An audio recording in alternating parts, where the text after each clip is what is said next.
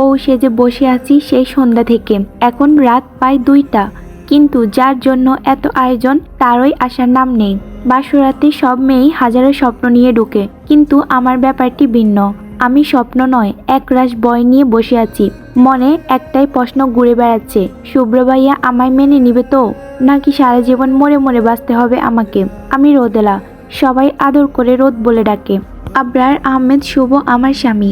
কয়েক ঘন্টা আগেও যাকে ভাইয়া বলে ডেকেছি, মুহূর্তেই যেন সব উল্টাপাল্টা হয়ে গেল। কাল এসএসসি পরীক্ষা শেষ হলো, আর আজই বিয়ের পিঁড়িতে বসতে হলো। দুই বোনকে একসাথে বিদায় করলেন বাবা মা। কি এমন দোষ করেছিলাম?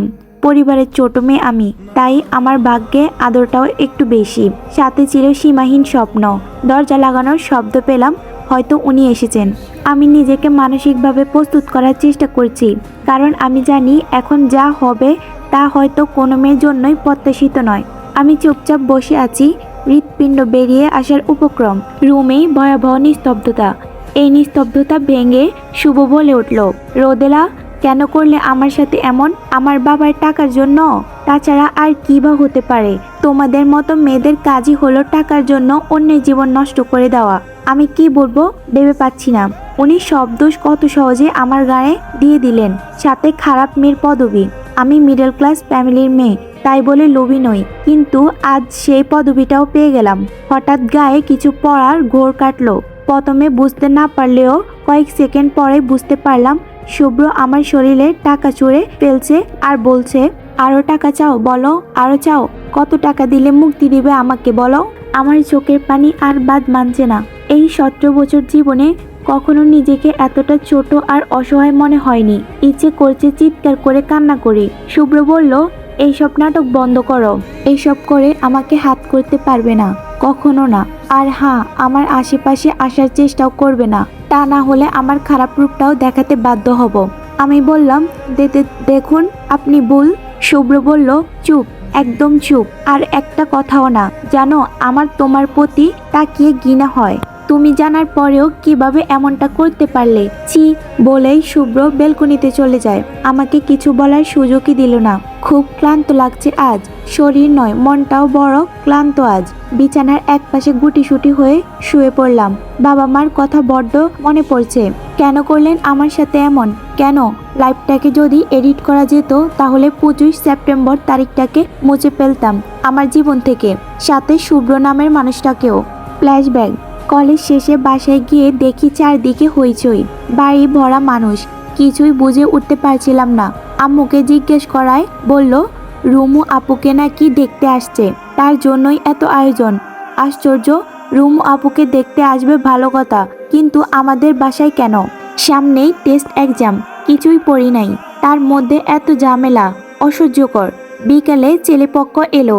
ছেলে সফটওয়্যার ইঞ্জিনিয়ার। কে জানে দেশে সফটওয়্যার ইঞ্জিনিয়ার বেশি হয়ে গেছে কিনা। সব বাপের মেয়ের জামাই সফটওয়্যার ইঞ্জিনিয়ার। সবার বেশ পছন্দ হয়েছে। ছেলে দেখতে মাশাআল্লাহ। ছেলে বড় পুপার বন্ধুর ছেলে, তাই আর জানাশোনা নিয়ে ঝামেলা করেনি কেউ। ঠিক হলো 25 সেপ্টেম্বর কিছু মুরব্বী আর কিছু আত্মীয় এনে ঘরোয়াভাবে বউ নিয়ে যাবে তারা। সেই 25 সেপ্টেম্বর যা আমার জীবনে কাল হয়ে দাঁড়াবে তা কখনো বুঝতে পারিনি। বিয়ের বাকি আর মাত্র 10 দিন। বাড়ির বড় মেয়ের বিয়ে বলে কথা। সবার উৎসাহ আনন্দের সীমা নেই। আমি বেশ আনন্দেই ছিলাম। কাজিনদের মধ্যে আমি সবচেয়ে ছোট, আর রুমু আপু বড়। দেখতে দেখতে এসে গেল সেই কালবেলা 25 সেপ্টেম্বর। সকাল থেকেই সবার ব্যস্ততা শুরু। সাজুগুজু করে কে কাকে হার মানাবে সেই চেষ্টা সবার। আমিও আর বসে থাকবো কেন? লাল কাতান শাড়ি, হাতে ভরা চুড়ি, চোখে গাঢ় কাজল, লম্বা রেশমি চুলগুলোকে খুলে দিয়ে তৈরি হয়ে নিলাম। আমার আপুরা তো রীতিমতো আটা ময়দার দোকান সেজে আছে।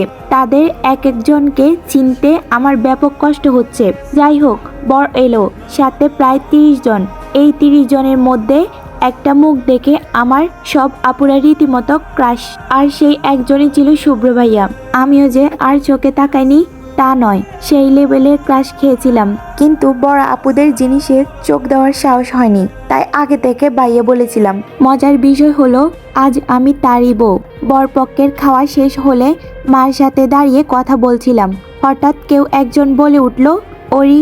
মা মনে হলো চমকে উঠল। পিছনে তাকিয়ে স্তব্ধ হয়ে গেলাম। তার চোখে যে জল করছিল তা বেশ বুঝতে পারছিলাম, কিন্তু কেন তা বুঝতে পারলাম না। তাই একবার মাতে আরেকবার মধ্যবয়স্ক লোকটির দিকে তাকাচ্ছিলাম। লোকটির চোখও জল করতেছিল। আমি আরো অবাক হলাম যখন দেখলাম লোকটিকে জড়িয়ে ধরে হাউমাউ করে কাঁদতে শুরু করলেন। আমিও স্তব্ধ হয়ে দাঁড়িয়ে আছি। মাকে কখনো এভাবে কাঁদতে দেখিনি। আর সবচেয়ে বড় কথা হলো লোকটিকে আর আগে তো কখনো দেখিনি। আমি আর ভাবতে পারছিলাম না। ছোট্ট মাথায় হাজার প্রশ্নের স্তব নিয়ে অবাক বিস্ময়ে তাকিয়ে রইলাম। মা কান্না জড়িত কণ্ঠে বলছিল, তুমি কেন এমন করলে? বলো কেন? এতটা ভালো হওয়ার কি দরকার ছিল? তোমাকে কত খুঁজেছি আমি জানো? লোকটি মার মাথায় হাত বুলিয়ে মুচকি হেসে বলে, জানি তো। মা বলল, না জানো না, তুমি কিচ্ছু জানো না বলে হাউমাউ করে কান্না শুরু করলো আবার। কোথায় ছিলে তুমি? উত্তর দাও। 28টা বছর কম সময় তো নয়। এত বছর পর ফিরেই বা কেন এলে? কেন? আমি আজ সব হিসেব নেব তোমার থেকে। লোকটি বলল, আচ্ছা নিও, আগে শান্ত হয়ে বসো, সবাই দেখছে তো। লক্ষ্মী মেয়েরা এমন করে না। এখনো বাচ্চায় রয়ে গেলে ওই। লোকটির কথা শুনে আমার চোখ বেরিয়ে আসার উপক্রম। বলি কি, আমার ভাইয়ের বয়স 27, আপুর বয়স 20 আর আমার বয়স 17। এত বড় বড় ছেলে মেয়ের বাচ্চার মাকে বাচ্চা বলে কিভাবে? আজব, কমন সেন্স টুকু নাই। আচ্ছা, এই লোকটা আম্মুর প্রাক্তন প্রেমিক নয় তো? তাছাড়া আমার জানা মতে বাবা মায়ের লাভ ম্যারেজ ছিল। তাহলে ওনার সাথে প্রেমই বা কখন করলেন? উফ, আমার মাথা খারাপ হয়ে যাচ্ছে। আর লোকটি যেভাবে ওরি করছেন, আর কি বা হতে পারে? আমি শুধু নানুভাইকেই ওরি নামে ডাকতে শুনেছি। তারপর উনি প্রশ্নগুলো নিয়ে যখন খিচুড়ি পাকাচ্ছিলাম তখনই বাবার সামনে এসে দাঁড়ালেন। আমার হাত রীতিমতো ঠান্ডা হয়ে আসছিল। এটা যদি মার প্রাক্তন হয় তাহলে বাবা তো লঙ্কা কাণ্ড শুরু করে দিবে। ভয়ে তো আমার গলা শুকিয়ে কাঠ হয়ে যায়। মার সেই দিকে কোনো খেয়ালই নেই। কিন্তু লোকটি খেয়াল করলো।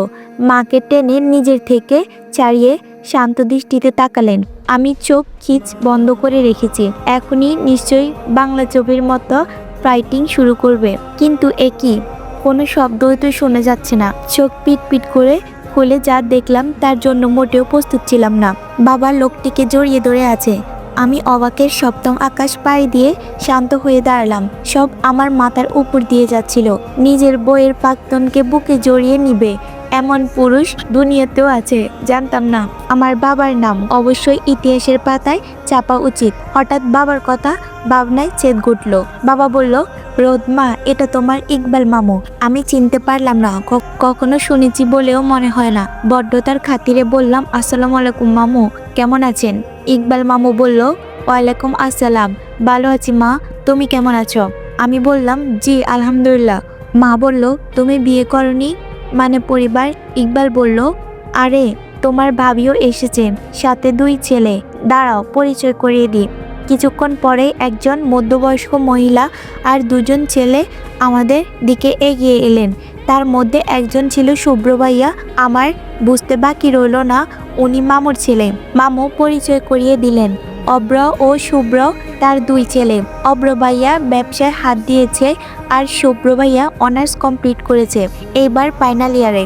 মামানি তো মাকে দেখে জড়িয়ে ধরলেন। মামু নাকি মামানিকে মার কথা রোজ বলতো। বোনটাকে বড্ড ভালোবাসেন তিনি। আমার নিজের গালে নিজে চড় মারতে ইচ্ছে করছিল। ছি, আমি জানি না কি ভাবছিলাম। আজানের শব্দে আমি বাস্তবে ফিরে এলাম। ঝটপট উঠে ফ্রেশ হয়ে নামাজ পড়ে নিলাম। এতক্ষণে খেয়াল হলো উনি রুমে নেই। হাজার হলেও স্বামী তো, চিন্তা তো হয়। কেমন যেন অস্থির লাগতেছে। হঠাৎ মনে পড়ল উনি তো কাল রাতে বেলকনিতে গিয়েছিলেন। দৌড়ে বেলকনিতে গিয়ে দেখি উনি ফ্লোরে পড়ে ঘুমাচ্ছেন। পাশে অসংখ্য সিগারেটের টুকরো। বুকের ভিতরটাই কেমন জানি মোচড় দিয়ে উঠল। ওনাকে ডাকার সাহস করে উঠতে পারলাম না। যদি রেগে যান ওনাকে আমি বরাবরই ভয় পাই। সেই তো প্রথম দিনের কথা। ফ্ল্যাশব্যাক। বিয়ের পর্ব শুরু হওয়ার কিছুক্ষণ পরই মা আমাকে রুমে পাঠালেন। তার ফোনটা নাকি রুমে পেলে এসেছে। আমি নাচতে নাচতে চলে গেলাম ফোনটা আনতে। হঠাৎ শাড়ির আঁচল টান পড়ায় পেছনে তাকিয়ে দেখলাম শাড়ির আঁচলটা গেস্ট রুমের দরজায় আটকে আছে। নিজের মনে বকবক করতে করতে যেই না দরজাটা খুললাম, আমার চোখ যেন বেরিয়ে আসার উপক্রম। এমন কিছুর জন্য মোটেও প্রস্তুত ছিলাম না। মনে হচ্ছিল হাত পা ঠান্ডা হয়ে আসছে। আমি কিছু না ভেবেই চোখ বটে দিলাম এক চিৎকার। সাথে সাথে ভারী গলায় ধমক দিয়ে উঠল কেউ। এই মেয়ে, চেঁচাচ্ছ কেন? একদম চুপ। আমি ভয় পেয়ে মুখে হাত চেপে চুপ হয়ে গেলাম। চোখ দুটো খুলে আমি যা দেখলাম তাতে আমার মনে হয় পুরো বাইজারটাই আমার মাথার উপর ফেলে দেওয়া হয়েছে। চি চি, এ কি? এ তো শুভ্র ভাইয়া, আপুদের ক্রাশ। উনি এসব কি করছিল? চি চি, থ্যাঙ্ক গড বেশি ক্রাশ খাইনি, নয়তো আমার কচি হাড়টাও একটু ভেঙে টুকরো টুকরো হয়ে যেত। আল্লাহ বাঁচাইছে। দাঁড়িয়ে দাঁড়িয়ে এইসব ভাবছিলাম। আমার ভাবনার ঘোর কাটলো ওনার আরেক ধমকে। শুভ্র বলল, এই মেয়ে, তোমার মাথায় কি সমস্যা আছে? এভাবে দাঁড়িয়ে আছো কেন? আমি ভয়ে ভয়ে কোনো রকম বললাম, আপনারা এখানে কি করছিলেন? উনি চোখ গরম করে আমার দিকে তাকিয়ে বলল, কেন দেখতে পাওনি? রোমান্স করছিলাম আর তুমি আমাদের ডিস্টার্ব করছো। ওনার চোখের দিকে তাকিয়ে আমার তো যায় যায় অবস্থা। গলা তো রীতিমতো শুকিয়ে রয়েছে। কোনো রকমে একটা ঢোক গিলে বললাম, সরি ভাইয়া, আমি ইচ্ছে করে ডিস্টার্ব করিনি আসলে। শুভ্র বলল, চুপ, একদম চুপ। ওনার ধমকে আমি রীতিমতো কেঁপে উঠলাম। মুখটা কাদো কাদো করে দাঁড়িয়ে আছি। মনে হচ্ছে এখনই কান্না দেবীর আগমন ঘটবে। ঠিক তখনই পেছন থেকে কেউ ডেকে উঠল, শুভ্র, শুধু শুধু বাচ্চা মেয়েটাকে বকা দিচ্ছ কেন? নীলি, তুমি চুপ করো। দোষ যখন করেছে ওকে তো শাস্তি পেতে হবে। আমি শাস্তির কথা শুনে এবার কেঁদেই দিয়েছিলাম। কাঁদো কাঁদো গলায় বললাম, ভাইয়া প্লিজ, আমাকে মারবেন না। আমি আর জীবনেও কাউকে ডিস্টার্ব করব না, আর কাউকে বলবো না যে আপনি আমাকে থামিয়ে দিয়ে উনি আবার ধমক দিয়ে উঠলেন, এই চুপ, খবরদার কাঁদবা না, কান্না করলে আরো কঠিন শাস্তি দিব। আমি এবার পোপাতে পোপাতে বললাম, কি শাস্তি দিবেন আমায়? শুভ্র বলল, 15 মিনিট দরজার বাইরে চুপচাপ দাঁড়িয়ে থাকবে। কথাটা শুনে আমি চোখ বড় করে তাকালাম ওনার দিকে। ব্যাটা লুচু বলে কি? এত জায়গা থাকতে দরজার বাইরে দাঁড়িয়ে থাকবো কেন আজব? তাই ভয়ে ভয়ে বললাম, কেন? শুভ্র বলল, কারণ তুমি আমার রোমান্টিক টাইম ওয়েস্ট করেছো, সো এখন তুমি দাঁড়িয়ে দাঁড়িয়ে পাহারা দিবে যেন অন্য কেউ ডিস্টার্ব করতে না পারে। আমি অবাক চোখে তাকিয়ে রইলাম। পাশের আপুটা বলে উঠল, শুভ্র, তুমি দিন দিন শেমলেস হয়ে যাচ্ছ। বাচ্চা মেয়েটার সামনে কি বলছো এসব? চলো তো, সবাই খুঁজবে। শুভ্র বলল, না জানো, আমার পাও এখনো রয়ে গেছে বলে ওনার দিকে এগিয়ে গিয়ে হঠাৎ থেমে গেলেন। আমার দিকে তাকিয়ে একটা রাম দমক দিয়ে বাইরে গিয়ে দাঁড়াতে বললেন। আমিও বাথরুমের মতো দরজা চাপিয়ে দিয়ে বাইরে দাঁড়িয়ে পড়লাম আর বিড় করে ওনার 14 পুরুষ উদ্ধার করতে লাগলাম। বেটা রোমান্স করবি ভালো কথা, দরজা যে লক নামক একটা জিনিস আছে সেটা কি জানিস না? আবার আমাকে বলে যত সব আবার জনগণ। সেটাই ছিল ওনার সাথে আমার প্রথম কথা বলা। দরজার কড়া নড়ায় আমার ভাবনার সুতো কাটলো। মামানি আমার ডাকছে। ঘড়ির দিকে তাকিয়ে দেখলাম 7:30 বেজে গেছে। এত সময় কিভাবে চলে গেল বুঝতে পারিনি। তাই আর দেরি না করে ওনার ঘুমন্ত মুখটাকে একটু ছুঁয়ে দেওয়ার অদম্য ইচ্ছাকে উপেক্ষা করে একটা দীর্ঘশ্বাসকে সঙ্গী করে নিচে নেমে এলাম। মা আর আপু কিচেনে ছিল। মামানি আমাকে দেখে বুকে টেনে নিলেন। এতক্ষণে আমার বিক্ষেপ মনটা একটু ঠান্ডার পরশ পেল। আপু তো রীতিমতো বড় বউয়ের দায়িত্ব কাঁধে নিয়ে নিয়েছে। নিবেই না বা কেন? সে তো বরাবরই শান্তশিষ্ট সাংসারিক মেয়ে। আর আমি ঠিক তার উল্টা। আপুকে সবসময় মজা করে বলতাম, আপু বিয়ে তো তোর দেবরকেই করব, নয়তো শ্বশুর বাড়িতে ঝামেলা করলে বাঁচাবে কে আমায়? আপু জবাবে শুধু মিষ্টি হাসতো। নিয়তের খেলায় আজ আমি সত্যি আপুর দেবরের বউ। কিন্তু এই নিয়তিটাই যে আমার জীবনে কাল হবে কেই বা জানতো। মামানি আর আপু টেবিলে খাবার সাজাচ্ছে। আমি শুধু দাঁড়িয়ে দাঁড়িয়ে দেখছি। এখানেও বাসার মতোই আদর পাচ্ছি, ছোট বাচ্চার মতো। কিন্তু যাকে পাওয়ার তাড়না আমায় কুড়ে কুড়ে খাচ্ছে, সে আমায় সহ্যই করতে পারে না। মামানি ডাকে ফিরে তাকালাম। এক কাপ কফি হাতে ধরিয়ে দিয়ে বললেন, যা মা, শুভ্রকে কফিটা দিয়ে চটপট নিচে আসতে বল। ভয় মাখা দূর দূর বুকটা নিয়ে এগিয়ে গেলাম রুমের দিকে। উনি এখনো এভাবে ঘুমাচ্ছেন। কয়বার ডাকার পরও যখন শুনলেন না, তখন কিছুটা বিরক্তি হয়ে ওনাকে হালকা ধাক্কা দিতেই চোখ খুললেন। কিছুক্ষণ ব্রু কুঁচকে আমার দিকে তাকিয়ে থেকেই জট করে উঠে বসলেন। ওনার চোখের রাগটা স্পষ্ট দেখতে পাচ্ছি। ভয়ে কাঁপা কাঁপা গলায় বললাম, আপনার কপি। মা আর কিছু বলার সুযোগ আমি পেলাম না। তার আগেই গরম কপিতে জ্বলছে গেল আমার হাত। বাবা মা আপু আর ভাইয়ের আদরে পরিটা ছিলাম আমি। ফুলের টোকাও পড়তে দেয়নি আমার গায়ে। আর আজ আমি ওনার দিকে অবাক হয়ে তাকিয়ে আছি। চোখ থেকে পানি পড়ছে অবিরল। মানুষ এতটা নিষ্ঠুর কি করে হতে পারে? আমি যে একজন মানুষ, আমারও যে কষ্ট হয় এটা হয়তো উনি ভুলেই গেছেন। নিজের কষ্টটাকে আমার কষ্ট দিয়ে ডাকার কি অসাধারণ প্রচেষ্টা। আমি কিছু বলার ভাষাই খুঁজে পাচ্ছি না। সামনে দাঁড়িয়ে থাকা মানুষটাকে বড্ড উন্মাদ বলে মনে হচ্ছে। হঠাৎই আমার পরে লাল হয়ে যাওয়া হাতটা চেপে ধরলেন। ব্যথায় কুঁকিয়ে উঠলাম আমি, কিন্তু সেদিকে খেয়ালই নেই। মনে হচ্ছে আমার ব্যথাতেই পৈশাচিক আনন্দ পাচ্ছেন তিনি। আমার চোখের পানিকে অপেক্ষা করে আরও শক্ত করে চেপে ধরে বলে উঠলেন, এই মেয়ে, কথা কানে যায় না? আমার থেকে দূরে থাকতে বলিনি? এত বেহায়া কেন তুমি? বাবাকে তো হাত করেছো টাকার লোভে, এখন আমাকেও হাত করতে চাও? আরও শক্ত করে চেপে ধরলেন। লাস্টবারের মতো ওয়ার্নিং দিচ্ছি, তোমায় বিয়ে তো করেছি, বাট কাছে আসার চেষ্টাও করবে না। আমার কাছে আসার অধিকার শুধু এবং শুধুই নীলির। বুঝতে পারছো তুমি? হাতটা ছেড়ে দিয়ে চিৎকার করে বলল, তোমাদের মতো মিডল ক্লাস মেয়েদের বলেও কোনো লাভ নেই। তাচ্ছিল্যের হাসি দিয়ে বলল, তোমার হয়তো এইসব উত্তরাধিকারী সূত্রেই পাও, তাই না? এবার আমি আর চুপ থাকতে পারলাম না।